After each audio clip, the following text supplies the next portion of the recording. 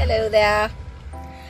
I have to talk about Roe versus Wade because I can't resist. Everybody's just flapping their gums all about it. I mean, people are worried that they're going to outlaw gay marriage and they're going to outlaw same people having sex with each other, and they're going to outlaw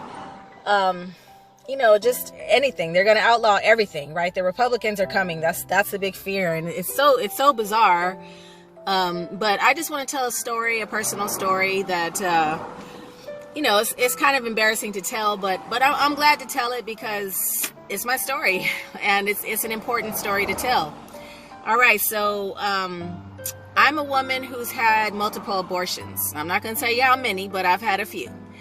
And in that, during those years of having multiple abortions, wherever I was at in the country, I could always find a clinic. It was always just right there, Not only was it local, but even if you went to the next city, you would find one there too. So I'm talking about a situation where in the states that I was in anyway, which is like California, I think it mostly happened in California, but Illinois also, some of the more like progressive type states, there was just abortion clinics absolutely everywhere. And when you walk in the door, they hold your hand and they stroke you. They practically give you a full body massage just to let you know that you're doing the right thing and you're in the right place.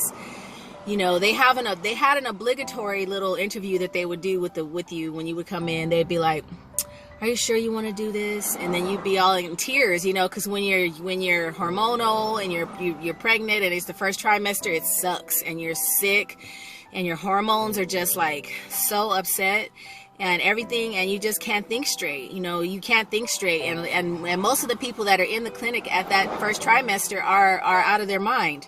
Okay.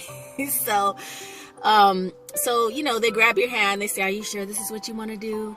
And then you'd be like, "Yeah, I just don't know what." And they're like, "Okay, good, cool, cool, great. Let's get you into this gown. Put this gown on right here. Back that the opening goes in the back. Sit in this line with these other ladies who are doing the same thing you're doing, and when you come out, we're gonna give you graham crackers and punch." And basically that's the treatment. And honestly, had I not received such royal or celebrity treatment when I go to have the fetus sucked out with the vacuum, I honestly probably wouldn't have done it as many times. So that's that story. And then I'll tell you about the time I was in the South. I was in Georgia, okay? And that was the one abortion that I had to pay for out of my pocket, first of all, because all the other ones were just, the government paid for it, okay? Free abortion. So this one in the South, in the Bible Belt, however, was one that I had to pay for, so I had to hit up the guy like, "Hey, listen, I need you to pay for my abortion." And I went to that clinic. It was like 2 hours away. Okay. It was not easy to get to. It was not convenient. I had to get a ride 2 hours away to get there. And when I got there, I was treated like an idiot. Like, "You are so stupid for doing this." Like they did not treat me nice. They did not, they were really like, "Are you sure you want to do this?" You know what I mean? Like with a warning in their voice, like, because it's not going to be pleasant and you might want to reconsider. And, I had that abortion and I didn't go to sleep. That was the one abortion that I didn't go under anesthesia. They did a local anesthesia where they just inject your uterus the same way they do your mouth when they do a tooth extraction. And it's just as traumatic as a tooth extraction to have a fetus sucked out. I stayed awake for it. And man, that doctor was so mean to me. He was like a biracial man, and he was just like not sympathetic to my pain or anything. He was just like, I think he told me to shut up. Like, he was like, "Stop screaming." He told me to stop screaming and to be quiet because I was screaming. I was just in pain, like I was hearing all of the like all the sound, of the tissue, the baby meat getting sucked into the vacuum. And it was deep, that was one experience I will never forget. And I remember thinking afterwards, like, damn, if all of my experiences were like this, I wouldn't have gotten this more again. This would have been my only time getting it. So what I want to say in sharing that story is that I'm not against abortion, because it's sometimes I think you really, it's the best thing for you to do. But I'm against it being convenient, being on every corner, being free. Having the red carpet rolled out for you when you come in the door, because they're going to sell that tissue, and they're going to get a lot more money than they put out to service you. I'm against abortion being used as a form of birth control, which is that was the point that I got to.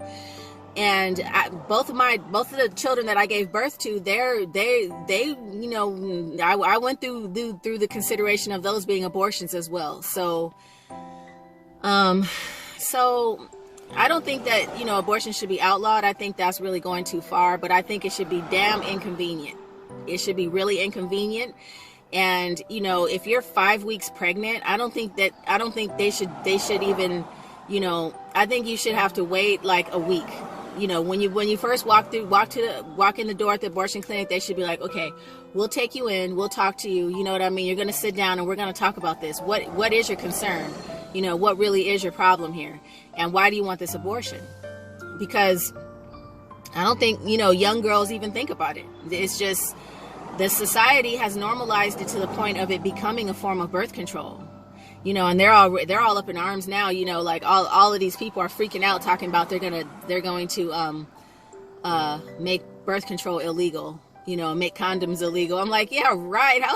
How dumb can you be? But this is just, people exaggerating because they can't believe that Roe, the sacred holy cow of Roe versus Wade has been overturned. They're just like all freaked out by that. But that's my story. I wanted to share that to just, say as a person who's had multiple abortions that I really screwed my life like that. I screwed my life up, and the reason I was getting abortions because I didn't want to be poor. I didn't want to be a single mom on welfare and be poor and be struggling. And I'm telling you, I haven't lived any other way. I didn't save myself that trouble at all. I've been poor, single mother on welfare. Okay. And that's how I grew up. And I was trying to avoid, repeating that cycle. But the truth of the matter is I didn't have to spread them. I didn't have to let those guys do me. That's that. So I don't hear anybody talking about that. Like, can we take personal responsibility for it? There's the rhythm technique, and then there's also, of course, the pulling out, but that doesn't always work. I can testify to that. But there are ways and means, and there's also just like abstinence and not just being a complete slut, and not just being so promiscuous. Because I think, that's really what the conversation should be about. If you don't want to get pregnant, then don't have sex or don't have unprotected sex, So again, the middle is always right. The left is not right. The right side is not right either. In this case, it's always the middle. It's definitely the middle path. That is the correct path. And that is the path of moderation and of common sense and of decency. Because girls don't know what it does to their life. You don't know what it does to you to have abortions. It messes with your head. It messes with your soul. It messes with your karma. Okay, it messes with your life. Like I said, I wish that's my one regret in life. And I've done a lot of dumb crap. Okay, but having those abortions is my main regret because of the suffering that I experienced personally and still am experiencing because of that. I lost a lot of respect from people that I cared about. I mean, it's just, it's not worth it. It's really not worth it. If you really knew the repercussions, you wouldn't be out there, just agreeing with all of these radicals, all of these activists, who are really just advocating for abortion because they can tack it on to their pet cause, which might be like LGBT stuff and all this other crap because it's really, it's anything to get out in the street and rah about. That's really not important. It's like what some people are into. So that's my story. Let me know what you think. I don't mind seeing abortion clinics, one per state or something like that, but it better be inconvenient, and you better be forced to really consider it first and think about it thoroughly and everything, before, so that you be like, damn, I don't even want to get pregnant again. I don't even want to after that ordeal. You know what I'm saying?